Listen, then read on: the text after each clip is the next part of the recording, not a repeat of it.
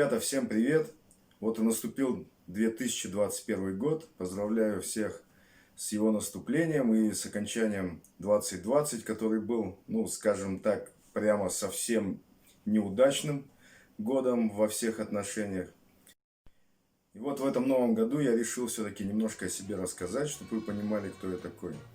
Родом я из Советского Союза, из 70-х годов. Наверное, это видно по моему внешнему виду. Начал я слушать музыку еще в раннем детстве, как только уже смог эти допотопные иголки ставить на виниловые пластинки. Даже слушал не только детские песенки, а даже заводил себе каких-то Лещенко и Кобзонов, по-моему, самостоятельно.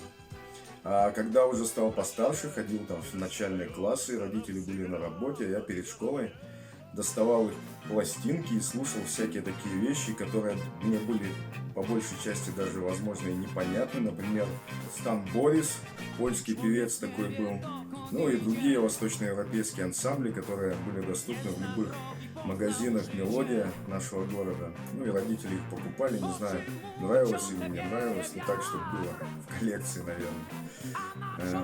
Ну, в 86-м где-то году, по-моему, если я не ошибаюсь, я уже услышал настоящие металлические группы.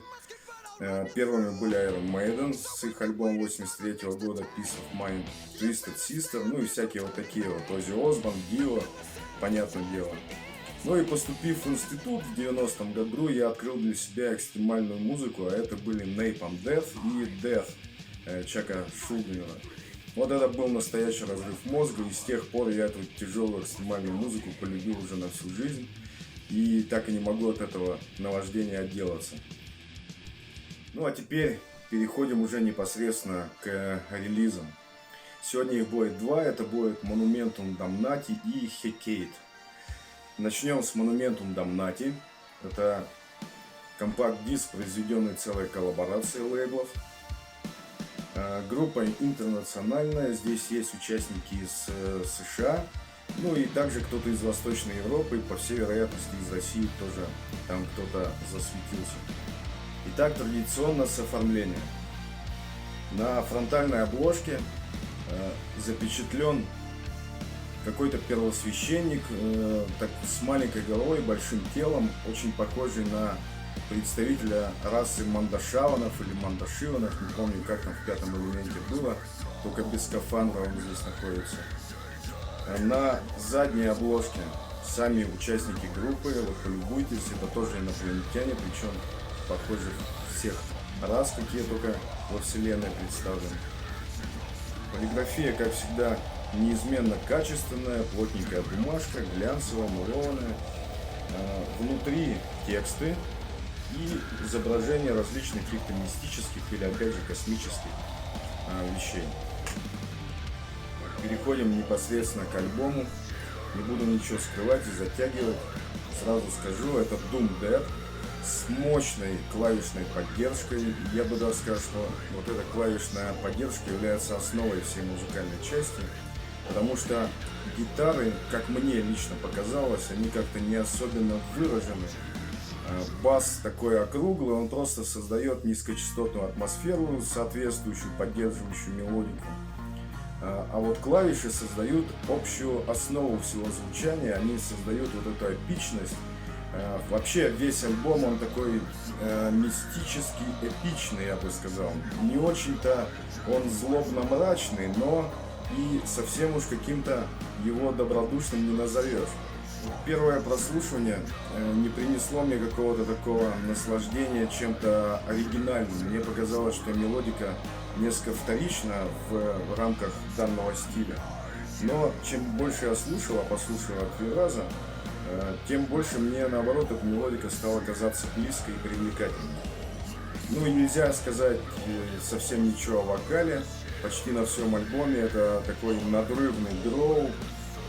Не скажу, что он мне кого-то сильно напомнил. Такой интересный вокал. А вообще вся эта история напомнила мне ранний крематори немецкий. Ну, это только для меня, если у вас другие ассоциации возникнут, по-любому. Лирически весь альбом, как мне показалось, основан на какой-то общей концепции некоего страдания абстрактного какого-то героя в потустороннем мире, то он очнулся от анабиоза в каком-то умершем мире, то нашедшего корону в могиле павшего короля.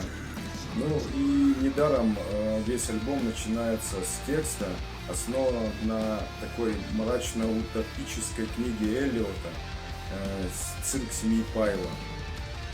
В общем, не рекомендую слушать этот альбом на каком-то там фрагментарном прослушивании, а прослушайте его один раз, потом второй, и вы поймете, что он должен занять почетное место на вашей полочке. Это касается любителей вообще дума и дум-дэта. Второй релиз на сегодня — это альбом группы Геката. Геката — это в древнегреческой мифологии богиня лунного света, преисподней и прочих таких вот мистическо-таинственных вещей.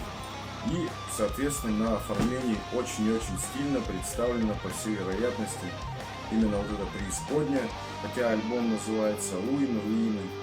Ну, наверное, преисподняя — это и есть руины нашего здешнего земного мира. Буклет, как всегда, качественно отпечатанный, он всего лишь 4-полосный. Внутри имеются тексты. На инлее, то есть на внутренней вкладке, фотография весьма серьезных мужчин.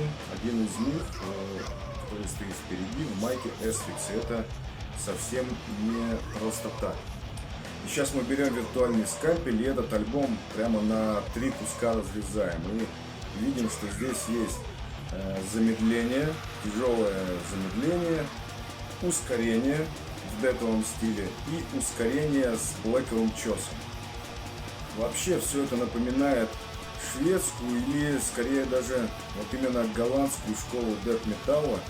Причем вокал очень сильно мне напомнил такую группу, как Godfest. Не будем забывать, что на этом альбоме полно осмысленных гитарных соло, которые бьют прямо в точку, а не сыграны так, чтобы место заполнить и куда пальцы попали на грифе.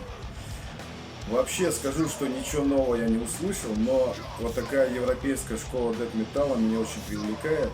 Единственный еще один маленький минус – это продолжительность альбома. Здесь всего 25 минут.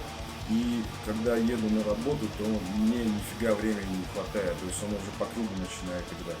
Хотя, может, это и неплохо. Итак, мы сегодня посмотрели еще 2 альбома от Satanat Records и его саблейблов. Ребята, слушайте хорошую музыку, покупайте компакт-диски. А мне ставьте лайки и подписывайтесь на канал. Мир вашему дому!